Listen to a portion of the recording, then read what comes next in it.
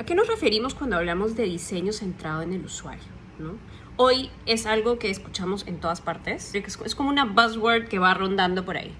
Pero realmente, ¿qué significa y cómo se aplica? Es aplicable a todos los ámbitos, a todas las áreas, no solamente a áreas que están relacionadas directamente con el cliente final, sino, por ejemplo, también aplicable a recursos humanos. Ser customer centric o employee centric o como querramos llamarlo, en realidad tiene dos cosas muy importantes que se tiene que hacer para poder lograrlo. Lo primero es tener una escucha activa muy potente, a través de tener conversaciones potentes con las personas y ver un poco qué es lo que necesitan, cuáles son las quejas, qué dolores tiene, qué le gusta, qué no le gusta, ¿no?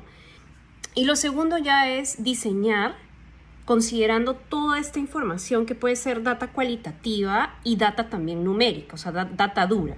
En el ámbito de los recursos humanos, por ejemplo, datos de rotación, motivos de renuncia porque se va la gente. Y con esto cruzar con las conversaciones poderosas, que pueden ser focus groups o pueden ser en nuestro día a día.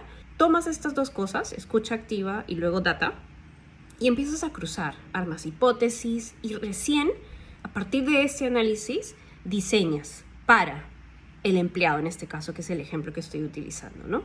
¿Qué pasa? En la mayoría de las organizaciones, este mindset de definir, explorar y tener esta información a la mano para poder encontrar estos insights es algo que a veces no se valora, y es ahí donde está el error inmenso, y es ahí donde las empresas pecan de no llegar a ser customer centric, que es lo que al final quieren ser y dicen ser muchas empresas, ¿no?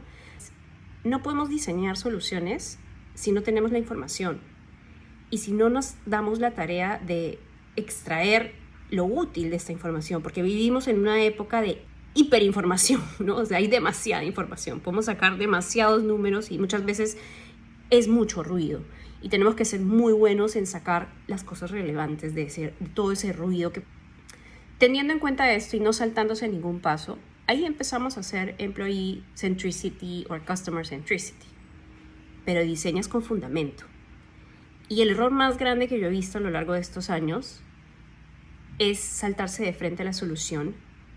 Asumimos, creemos que la intuición es mucho más potente que la data y es ahí donde están los errores. Entonces, nada, los invito a hacer esta reflexión en recursos humanos. Es muy, muy importante que como agentes que estamos en estas áreas de personas y después de la pandemia, que los efectos han sido pero tan trascendentales en la vida de las personas, ¿no? Tenemos que hacer una mejor escucha. Y a partir de esa escucha, diseñar pensando en lo que se necesita y pensando también en romper paradigmas que después de pandemia ya se está comprobando que son paradigmas, ¿no? El trabajo remoto, ¿no?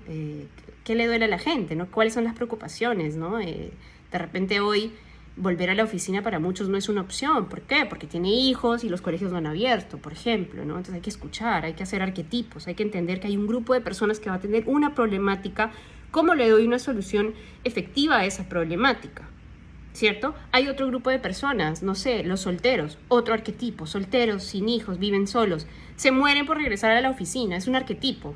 ¿Qué necesidades tiene? Quiere socializar. Y entonces, ¿qué necesita este grupo de personas? Y empezamos a diseñar pensando en la necesidad de segmentos, que lo más importante es poder perfilar, ¿no?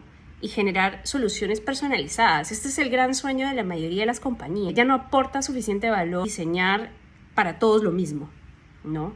Y las empresas que esto lo hagan bien van a reinar, ¿no? Les va a ir muy bien y de hecho hay muchísimos ejemplos que podríamos conversar, pero es un tema de segmentar, escuchar, definir, encontrarle sentido a toda la información que tenemos disponible y recién diseñar una solución ad hoc. Y esto es lo que significa ser customer centric o employee centric o user centricity o poner en el centro al usuario o como le llamen en su organización, así de sencillo.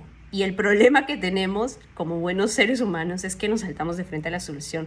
Pensamos que sabemos lo que necesita, pero no estamos escuchando.